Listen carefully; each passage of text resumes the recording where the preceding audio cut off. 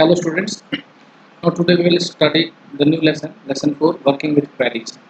So today is our first class after the first critical test exam.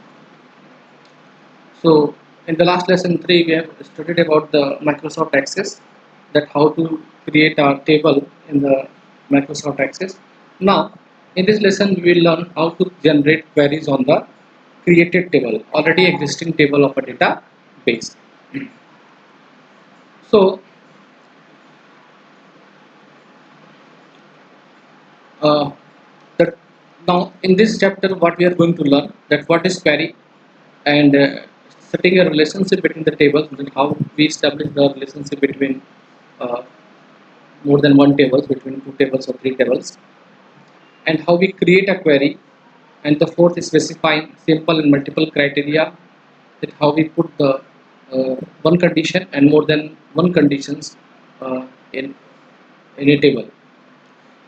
And the fifth one is the forms, how we create forms, and sixth one is the reports, how we create report on the basis of the values of the table. Now the database of any organization may contain huge amount of data. So this organization is maybe any industrial organization, maybe any university, or maybe any government. So whatever the organization may be, every organization's database contain a huge amount of data, and that data may be in the size of, you can say, petabyte or zettabyte. So, like we know that 1 terabyte, so 1024 terabyte is equals to 1 petabyte, and 1024 petabyte is equals to, we say, 1 zettabyte. So, like these are the size. So, as you know that the memory size of one hard disk is 1 terabyte minimum. Nowadays we are getting, but we can get the hard disk of size 5 TB also. But 1004 terabyte makes 1 petabyte. So that space means, if you compare 1024 hard disk equivalent to 1 petabyte. So that much space, that much size of the space is required in the database to contain a huge amount of data for a particular nation. Now you can imagine the database of the Facebook, database of the WhatsApp, database of the Instagram.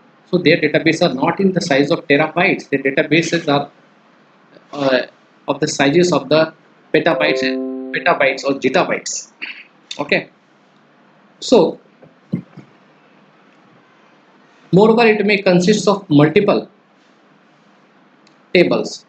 So a database contains multiple tables. Yes, not only a particular one table, that more than one table. That is a multiple tables. So when the number of records in a table increases, yes, and each table is a combination of records.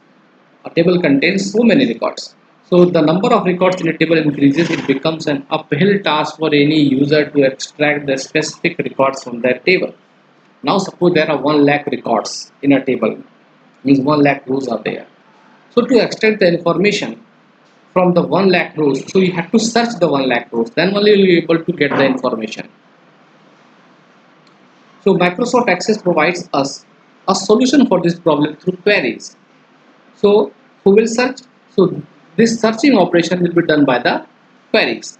So the query operation search the data according to the given condition, uh, and it generate a table for you which contains the minimum number of the rows, minimum number of the records which are satisfying the given condition. So you can suppose there is a database of a university, and in the university there is studying suppose 10,000 students, and you wants the information of all those students who are the gold medalist of this year in every field. So there are suppose 15 department in the university. So from each department there are uh, suppose one gold medalist. So 15 gold medalists are there. So you want the information of only 15 records. You want only 15 records, but there are 10,000 records. So out of 10,000 records, query will search all the records who have got the gold medal, and only their information is collected and created a table, and that table will contain, that table is called query table, and that table will contain only the information of 15 students who have got the gold medal. Okay, that is called the query table. So a query is a database object, that is, it is also a table that helps us to retrieve and view information from one or more database tables. Yes, queries can also be created on more than two tables, more than two databases that meet a specific conditions or criteria. The information received on the basis of a specified criteria in the query is stored in a separate table called a query table. Yes. So all the information which is accessed on the basis of the given criteria, means which records specify the given condition. So that all uh, records which satisfy the condition is compiled into a single table, that is called a query table. Next, we see what is a query. In general, a query is like a simple question, means that one asks to find a specific information from the database. Yes, query means to ask something. Suppose one can ask me that what is your city? So if you want to know about my city information, so at least you are knowing me, then you are asking me. Similarly, if I want the information of a particular record, so at least one field values I am knowing. That is my ID you are knowing. So similarly, uh, in every table there is one table, there is a one field which is called the primary field or primary key. That is the ID of the each record. So primary field or primary ID through which the each record of the table can be uniquely identified. Like for a students, the roll number are their unique. For the student, the ID can be a roll number, and that roll number is unique for each student. No two students can have the same roll number. Similarly, no two records in a table can have the same ID. That is the primary key. Similarly, in Access, when you build a query, you define a specific search conditions. You can use the queries to view, change, summarize, and analyze the specific data in different ways. In our daily life, we make several types of queries to get the specific information. Like for students scoring above 85% mark, which students live in sector 4, Chandigarh. Like this are the our queries. So we can ask in our class which students score above 85% marks in the last year, in the last exam. So what the answer? So this question is called the query, and the result of what we got, that is the query table. So someone will give the information that that person has got this marks. So that person's name is given by some person. Some student have given the answer that he has got or that I has got. So his name, who is presenting that person, is a query table. Similarly, we can make quick decisions depending on the defined criteria. Let us understand the concept of queries with the help of the following example. Suppose in the student table as shown in the figure here, 4.1 have a records of class 8 as well as class 9 students. Suppose you want to extract the records of students class 8 and class 9 who reside in Panchkula. So we generated a queries made on tables, and the results are displayed in the form of table in the group of rows and columns with the set of records that match the given condition. You can see here roll numbers given, father's name, class given, 6, 6, 7, 8, 9, and electricity. But here if we generate a query on this table, so I want the records of class 8 and 9 who lives in Panchkula, and the address is also given.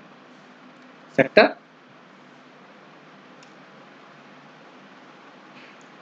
So who reside in Panchkula? So only that information we need. Okay. Now see here, the city values with the Panchkula. Here, what it you can see two students of class 8 living in Panchkula.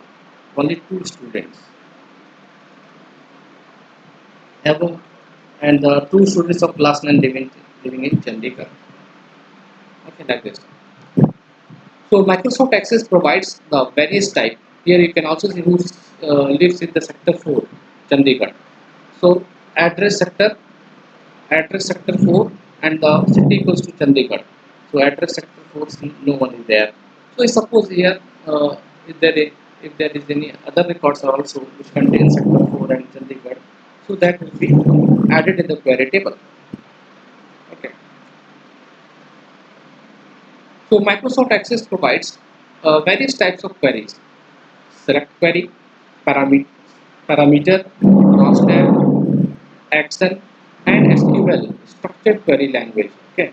So these different types of query can be generated on a table, on an Access table. Okay. So setting a relationship between table.